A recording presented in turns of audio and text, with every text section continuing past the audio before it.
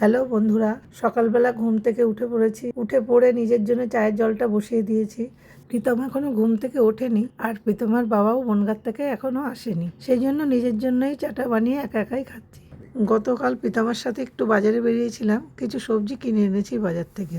তোমাদের বলা হয়নি, আসলে প্রীতমকে আমি প্রীতম বলে ডাকি না, আমি সুমু বলে ডাকি। সেই কারণে প্রীতম বলতে আমার একটু অসুবিধাই হচ্ছে। সবজিগুলি কাটা হয়ে গেছে, এবারে আমি রান্না করব। রান্না চলছে। কলকাতার বাড়িতে সেমন কোনো কাজ থাকে না, সেই জন্য সকাল সকাল করে রান্নাটা আমি বসিয়ে দিয়েছি। ডালটা আমার রান্না হয়ে গেছে। সুমু ঘুম থেকে উঠে এসছে, ওর জন্য এবার চা বসাবো। সুমু ঘুম থেকে উঠে গেছে, সুমুর জন্য চা বানিয়ে আনলাম। সুমুর বাবা বনগাঁ থেকে চলে এসেছে, আর এদিকে সুমু ব্রেকফাস্টে চিড়ের পোলাও বানাচ্ছে। এদিকে সুমু আর বিপাশা ব্রেকফাস্ট করছে।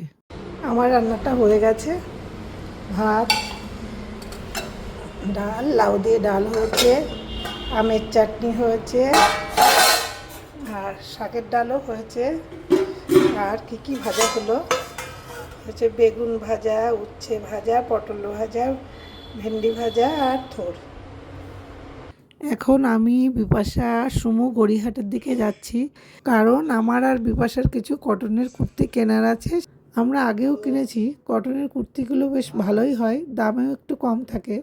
প্রথমে আমরা একটু আদি অক্ষয়তে ঢুকেছিলাম। অনেক দিন ধরেই একটা মডেল সিল্ক কেনার ইচ্ছা আমার ছিল, সেই কারণের জন্যই আদি অক্ষয়তে যাওয়া।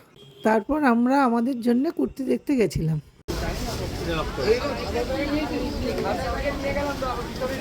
আমাদের কুর্তি কেনা হয়ে গেলে তারপর আমরা একটা দোকানে গেছিলাম বাড়ি কিছু জিনিস নেব বলে। আজ রাতেই আমরা বনগাঁয় ফিরে এসেছিলাম। গড়িয়াহাট থেকে কী কী নিলাম সেটা পরের ব্লগে দেখাবো।